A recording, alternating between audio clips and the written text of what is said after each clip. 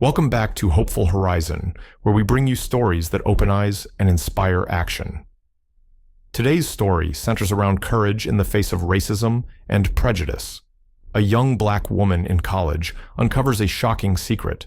A group of students in her class has been spreading hate in a racist group chat, targeting her and other black students. What follows is a confrontation that no one saw coming, revealing the harsh truths of racism in the academic world. But in the end, it's a story about strength, accountability, and transformation. Stay with us as we explore how one brave student took a stand, sparked change, and showed that even in the darkest situations, justice can prevail. If you love stories filled with powerful moments and unexpected turns, don't forget to comment, subscribe, and hit that notification bell so you never miss a story from Hopeful Horizon. Let us know where you're tuning in from, and as always, thank you for being part of our community. It was a typical Wednesday afternoon when Maya sat in her history class, half listening to the professor's lecture. The topic was interesting enough, civil rights movements, but her mind drifted as she glanced down at her phone. She wasn't expecting anything important, just a break from the monotony of note-taking. But when her phone buzzed with a message from her friend, Jasmine, Maya's attention snapped back. The text was short and urgent. "Check this out. You won't believe what's going on in this group chat." Maya's heart sank as she opened the forwarded screenshots. A group chat filled with racist comments, remarks aimed at black students, including herself and even their professor.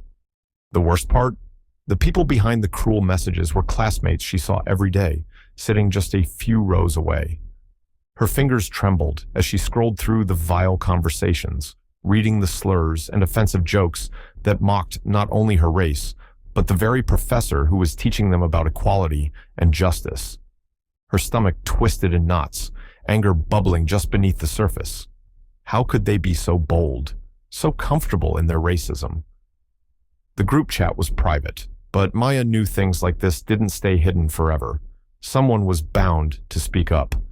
And now that she knew about it, she couldn't just sit quietly.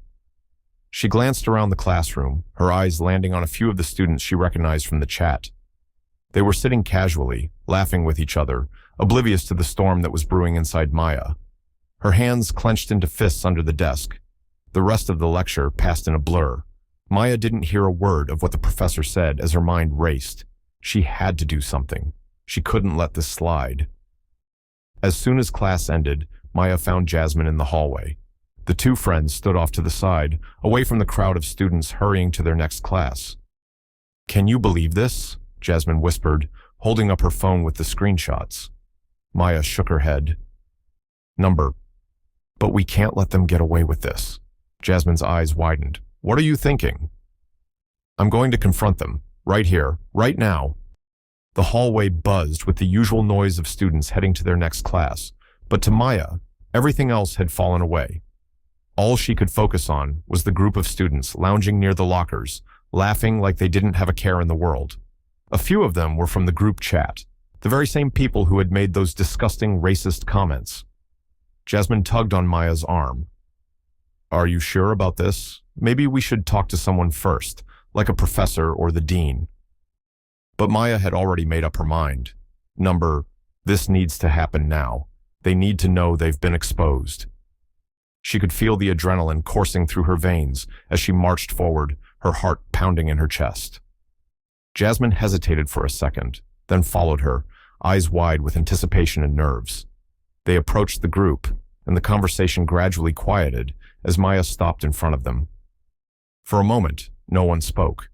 The students looked at her with mild curiosity, probably wondering what Maya and Jasmine were doing standing there.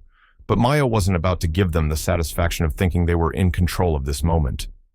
"You all think you're really clever, don't you?" Maya's voice was steady, but there was an edge to it that even surprised her. Talking about black students behind their backs, making disgusting comments in a group chat you thought no one would ever see. One of the guys, Brandon, raised an eyebrow and exchanged a confused glance with his friend. "What are you talking about?" Maya didn't flinch. She held up her phone, the screen displaying the screenshots Jasmine had sent her earlier. You know exactly what I'm talking about." The color drained from their faces almost instantly. Brandon's mouth opened, but no words came out. The girl next to him, Emma, looked like she'd just been caught stealing, her eyes darting around as if searching for a way out. I didn't say anything. That wasn't me, Emma stammered. Maya narrowed her eyes. So, your name just magically showed up in the chat? Spare me. A small crowd of students had started to gather, curious about the confrontation. Phones were out, recording the scene. Maya could feel the eyes on her, but she didn't care. This wasn't just about her, it was about everyone who had been targeted by these people's hate and ignorance. Brandon finally found his voice. Look, we were just joking around. It wasn't serious. You're blowing this way out of proportion. Maya's blood boiled. Joking? You think it's funny to degrade people because of their race? You think it's okay to treat people like that just because you can hide behind your phone? The tension in the air was palpable. Brandon and Emma shifted uncomfortably, while the others in the group tried to avoid eye contact. It was clear none of them had expected to be called out so publicly, and now they were scrambling for excuses. Jasmine stepped forward. You might not think it's a big deal, but it is. People are tired of pretending this kind of behavior doesn't exist. You got caught, and now you're going to have to face the consequences. Emma's face twisted into a scowl. What consequences? You think anyone cares? The school isn't going to do anything. We didn't break any rules. Maya took a deep breath. Maybe not, but you've shown everyone who you really are. And trust me, this isn't going away. The crowd around them murmured in agreement. The weight of public opinion was turning against the group, and they knew it. Maya could see the panic in their eyes, the dawning realization that their jokes weren't so harmless after all. Before anyone could say anything else, one of the bystanders, a student Maya didn't recognize, raised their phone. This is going viral. People need to see what's really going on here. For a split second, fear flashed across Brandon's face. He turned to Maya, his voice quieter now. Look, we're sorry, okay? We didn't mean for it to get out of hand. Maya's jaw tightened. It's too late for apologies. By the time Maya returned to her dorm that evening, the video of the confrontation had already started circulating around campus. The reality of what she had done was starting to sink in. She had put herself on the line to expose the group chat, and now there was no turning back. She felt a strange mix of pride and anxiety, wondering what kind of backlash she might face. Jasmine was already waiting for her inside their dorm room, pacing back and forth. Have you seen the comments? People are already talking about it. Maya sank onto her bed, pulling out her phone to scroll through the dozens of messages and posts tagging her. Some were supportive, applauding her for standing up to the racism that had been festering beneath the surface at their supposedly elite school. Others were less kind, trolls no doubt, accusing her of overreacting, of trying to stir up drama where none existed. Jasmine sat beside her. The dean's office is definitely going to get involved. This has gotten too big for them to ignore. Maya sighed. I know, but I don't regret it. They needed to be exposed. As the night wore on, the video continued to gain traction. By the next morning, it had spread beyond the campus, reaching alumni, faculty, and even local media outlets.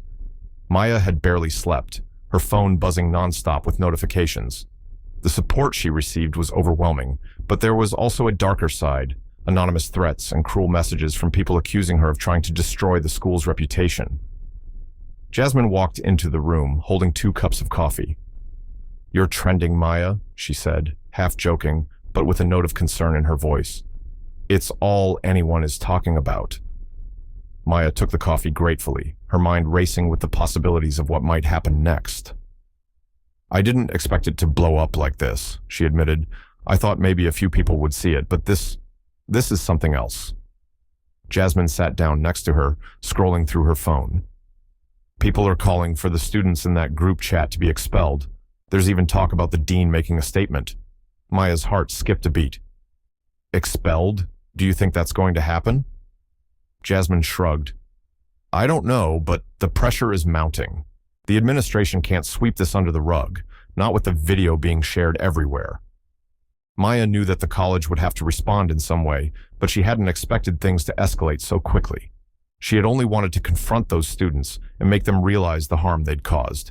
Now, The whole campus was watching, and the administration was under fire. Later that afternoon, Maya received an email from the dean's office requesting her presence for a meeting the next day. The tone was neutral, but the gravity of the situation was clear. Maya's hands shook as she read the email aloud to Jasmine. "This is it," Jasmine said softly. "You're going to be the voice for everyone who's been affected by their racism." Maya nodded, feeling the weight of responsibility settle on her shoulders. "I just hope this leads to real change." The next morning, Maya stood outside the dean's office, her heart racing. She had dressed professionally, wanting to make the best impression possible. She wasn't just representing herself, she was representing every student who had ever felt marginalized or discriminated against at the school. Jasmine gave her a reassuring smile before she entered the room. Inside, the dean, Dr. Hargrave, sat behind his large mahogany desk, his expression unreadable. To his right, two members of the school's board of trustees were seated, watching Maya closely as she approached. "Ms. Reynolds," Dr. Hargrave said, gesturing for her to sit. "Thank you for coming. We've been made aware of the incident yesterday, and we wanted to hear your side of the story." Maya took a deep breath and explained everything, how she had discovered the group chat, the racist comments, and how she had confronted the students.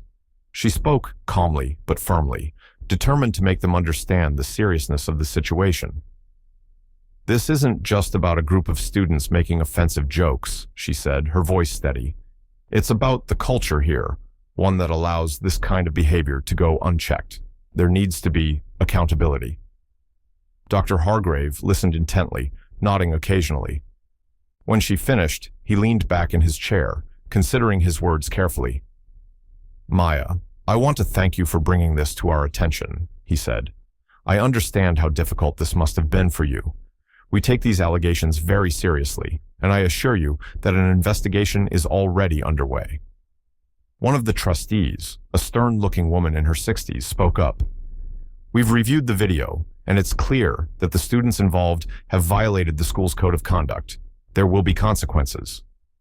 Maya felt a surge of relief.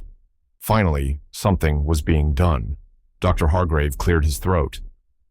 "That being said, we're also aware of the impact this has had on the campus community as a whole. We're considering a number of measures to address the broader issues of racism and discrimination within our institution. But we want to hear your thoughts. What do you think should happen next?"